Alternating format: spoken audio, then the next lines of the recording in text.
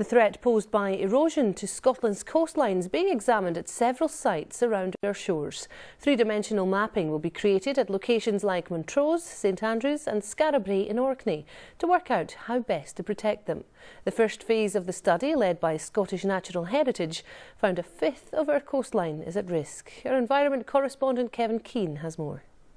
Well, this is the beach at Monifieth, and you can see some of the sea defences that have recently been put in behind me, and they're actually not very effective because the sea is getting over them. At some points it's getting under them, and then in really stormy weather it's washing away the sand that's behind me here and causing even more coastal erosion. Well, the person who's leading this project is Jim Hanson from Glasgow University, so just explain how something like this can be helped by your work.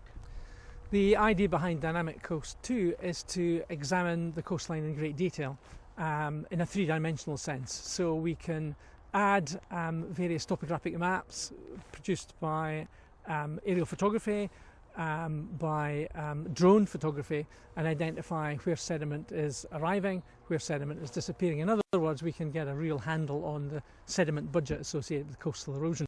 And really that kind of helps make strategic decisions, doesn't it? Because there'll be areas where this will be allowed to happen, but here we're right next to a railway line, so it's more important.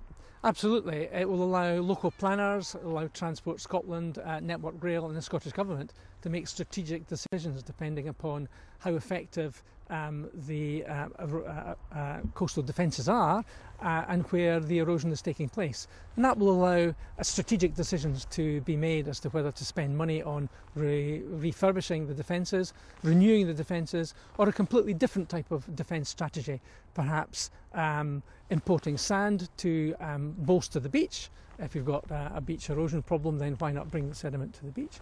Or indeed some locations may require removal of the assets that are being threatened by coastal erosion. In other words, think more sensibly about how we zone our coastal land. So lots of options available. Jim, thank you very much indeed for joining us. And this is the second part of a project. The first, which culminated last year, found that 1/5 of the coastline around Scotland is susceptible to coastal erosion. This one will last 2 years. Kevin Keane reporting, Scotland, Monifieth. The Scottish Government's announced that hundreds of millions of pounds are to be spent to extend superfast broadband to